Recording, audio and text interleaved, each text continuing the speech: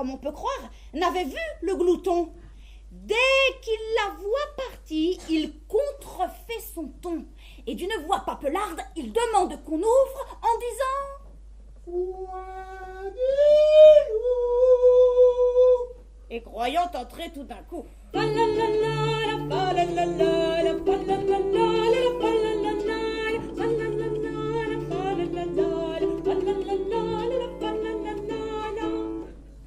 biquet soupçonneux par la fente regarde. « Montrez-moi patte blanche ou je n'ouvrirai pas !»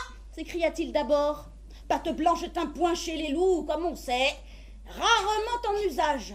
Celui-ci, fort surpris d'entendre ce langage, comme il était venu, se retourna chez soi.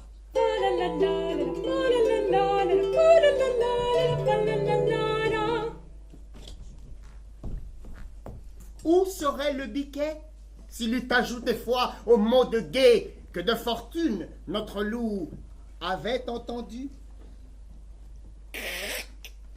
Deux sûretés valent mieux qu'une, et le trop en cela ne fut jamais perdu.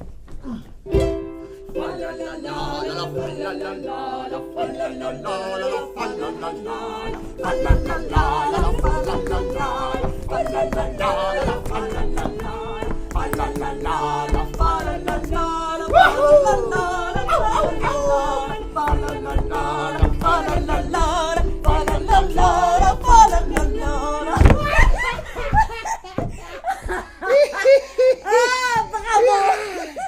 Voilà un biquet qui me plaît fort. Oh. Le foin du loup et de sa race sera ma devise, et je m'en vais méditer là-dessus. Ouais, je suis maintenant affublé d'une servante qui se plaît à méditer. Je ne me savais point si riche.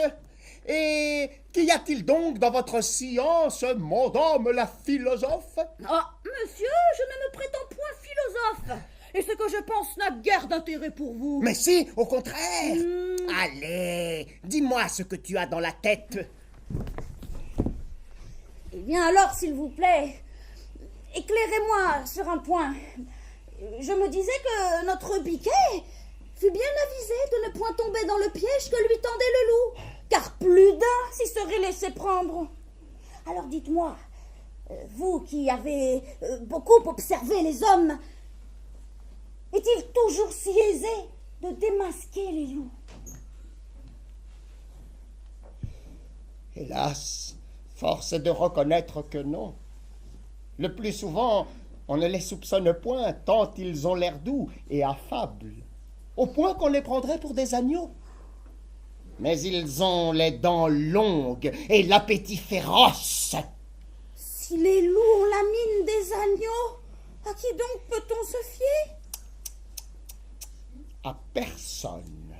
D'ailleurs, comment pouvez-vous être sûr qu'il ne s'en trouvera point ce soir dans la société de Madame de la Fablière? Bah, me prendrais-tu pour un tendre biquet ou un jeune agneau? Je ne suis point une proie si facile et n'ai rien pour tenter le cruel prédateur. Quoi qu'il en soit, je sais me tenir à distance des loups. Le tout est de ne point boire à la même eau. Ah! Vous ne buvez point l'eau qu'il vous donne? Oh ça, madame ma servante, je trouve vos questions bien insolentes depuis tantôt. Et ne vous ai laissé dire que pour voir ce que vous aviez en tête. Moi, monsieur? Qu'aurais-je en tête qui puisse vous déplaire? Justement, c'est ce que je ne sais pas. Vous faites la naïve, mais je soupçonne fort la malice derrière toutes vos questions. Ah, vous ne buvez donc point l'eau qu'ils vous donnent? Mon Dieu, oui, je bois l'eau. Oui, je mange leur pain, mais je ne suis point loup pour autant. Et là, monsieur Toudou, pourquoi vous fâchez-vous? Je n'ai pas dit que vous étiez un loup. Ben, je veux me fâcher si bon me semble. C'est toi qui travailles à m'échauffer la ville. Marotte! Mais qu'ai-je fait de mal? Vous me demandez mon avis et je vous le donne, voilà tout. Je vais te faire de ton avis. A-t-on jamais vu pareil prodige? Ne voilà-t-il pas que ma servante se met en tête de faire le censeur et de donner son avis sur les fables de La Fontaine? Des fables qui ont eu l'heure de plaire au roi et qu'il a fait lire à son fils le dauphin pour son instruction? ne sont point du goût de Madame Francine. Je n'ai pas dit cela. Allez donc causer avec vos fourneaux. Et philosopher avec vos casseroles. Et ne me rompez plus la tête. Mais monsieur... Hors d'ici, coquine. Oh, monsieur, on ne peut plus discuter. Vas-tu te taire à la fin?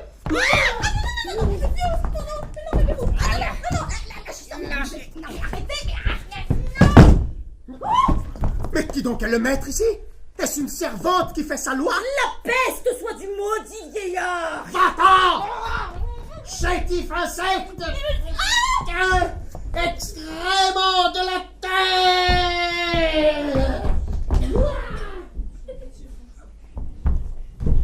C'est en ces mots que le lion parlait un jour au moucheron. L'autre lui déclara la guerre.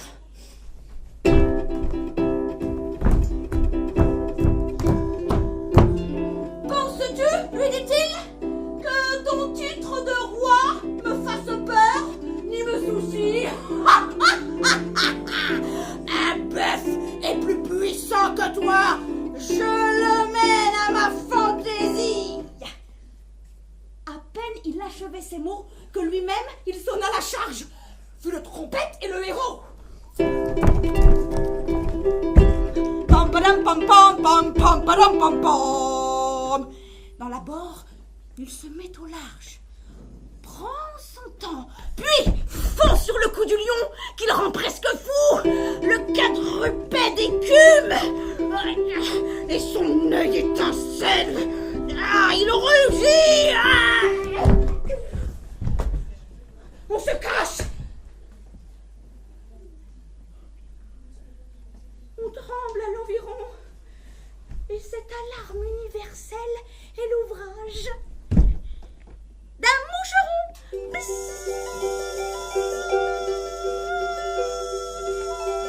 Un avorton de mouche en 100 lieues le harcèle. Tantôt pique l'échine, tantôt le museau, tantôt entre au fond du naseau. La rage alors se trouve à son fait monter. L'invisible ennemi triomphe et rit de voir qu'il n'est griffe ni dents en la bête irritée qui, de la mettre en sang, ne fasse son devoir. Le malheureux lion se déchire lui-même. Ya! Ya! Ya! Ya! Fait résonner sa queue à l'entour de ses flancs. Ya! Ya! Ya! Balère qui n'en peut mais. Ya! Et sa fureur extrême le fatigue. Oh, là-bas.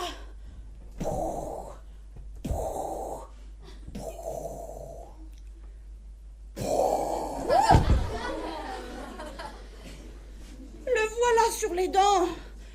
L'insecte du combat se retire avec gloire. Comme il sonne à la charge, il sonne la victoire. Va partout l'annoncer et rencontre en chemin l'embuscade d'une araignée. Il y rencontre aussi sa fin. Une chose par là peut nous être enseignée, hein? C'est qu'entre nos ennemis, les plus à craindre sont souvent les plus petits. Oh, une autre qu'au grand péril tel a pu se soustraire, qui périt pour la moindre affaire. Voilà.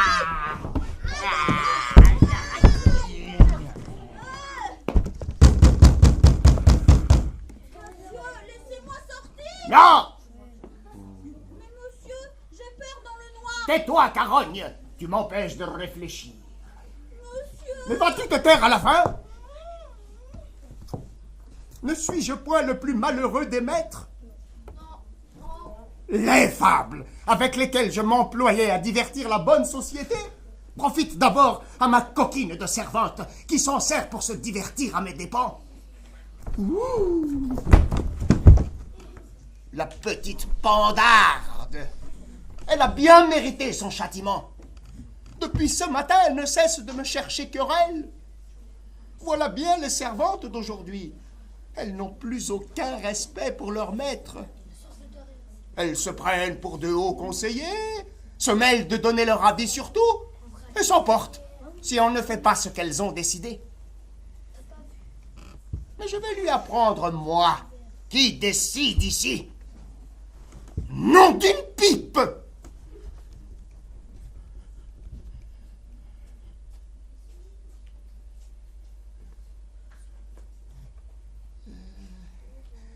Voyons un peu.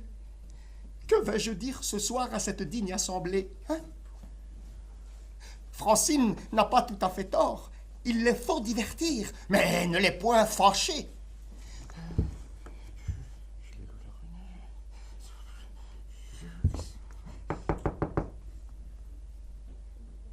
Monsieur, voulez-vous que je vous donne un conseil? Non! Je n'ai que faire de tes conseils. Un conseil en ami. En ami? Oui, en ami. Et quel est-il, ce conseil? C'est de me laisser sortir. Car j'ai une très bonne idée pour ce soir. C'est donc là ton conseil? Oui, monsieur, je vous le conseille. Oh! Le coq et le renard.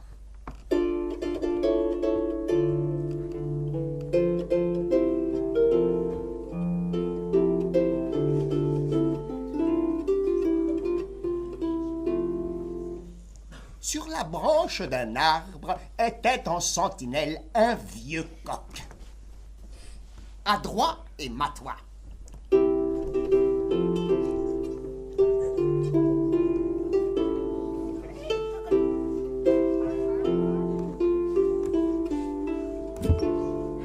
Frère, dit un renard, adoucissant sa voix, nous ne sommes plus en querelle. Paix générale cette fois. Je viens te l'annoncer. Descends, que je t'embrasse. Ne me retarde point de grâce. Je dois faire aujourd'hui 20 postes sans manquer. Les tiens et toi pouvez vaquer, sans nulle crainte à vos affaires. Nous vous y servirons en frères. Faites-en les feux dès ce soir. Et cependant, viens recevoir le baiser d'amour fraternel.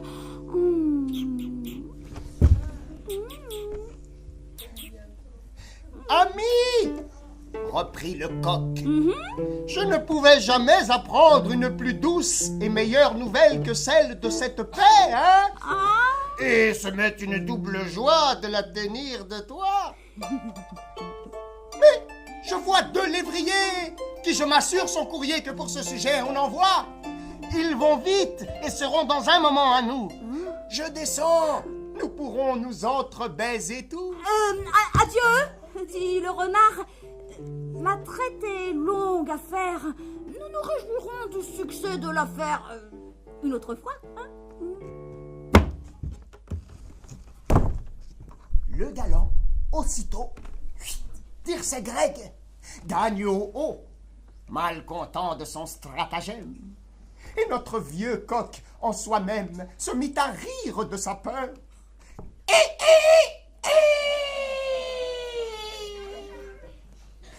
Car c'est double plaisir de tromper le trompeur.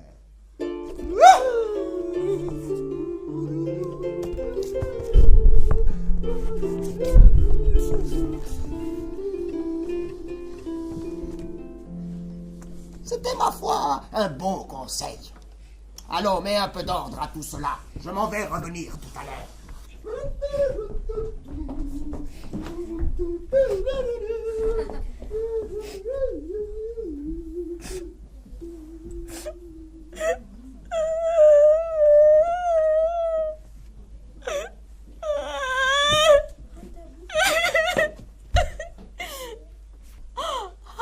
Je me suis rompu le dos et j'ai les membres tout endoloris.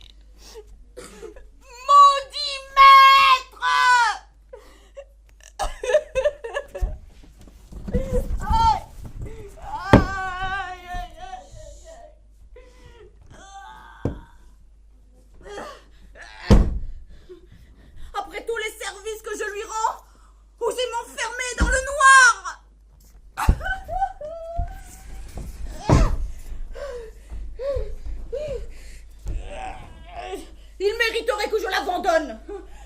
bien mieux à faire que d'être à ses petits soins et de subir tous ses caprices.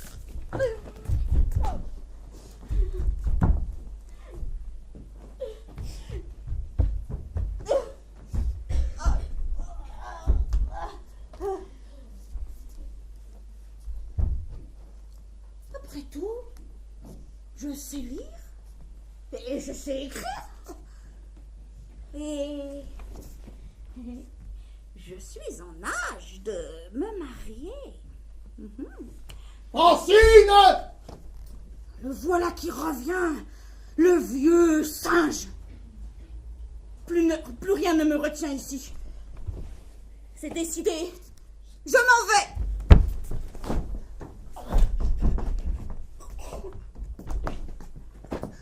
Quelle journée! On m'attend ce soir.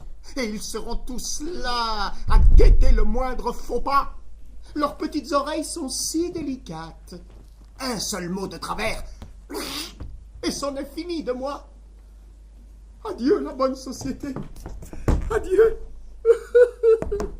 Mais qu'est-ce qui m'a pris d'accepter cette invitation chez la fablière? N'étais-je pas bien tranquille chez moi? Me voilà maintenant tout fébrile, incapable de raisonner. Je ne sais comment me coiffer, comment me parfumer, comment m'habiller. Diantre! Je serais bien le diable si je ne trouvais rien à dire ce soir. Les fables, ce n'est pourtant pas ce qui manque, hein? Qu'est-ce que tu fais? Je fais mon baluchon. Mais où vas-tu? Je m'en vais.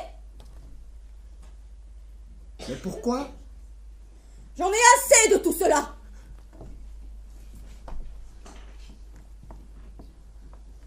Tu vas m'abandonner? Oui, Vraiment? oui, vraiment. Mais que vais-je faire ici sans toi? Vous n'avez que faire d'une servante comme moi. J'ai décidé de mener ma vie comme je l'entends. Comme tu voudras.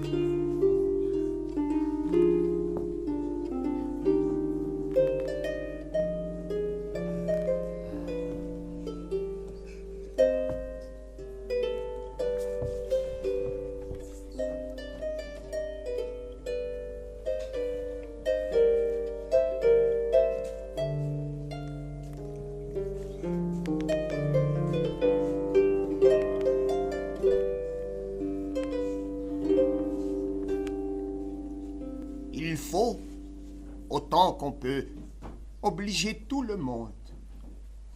On a souvent besoin d'un plus petit que soi, de cette vérité de femme.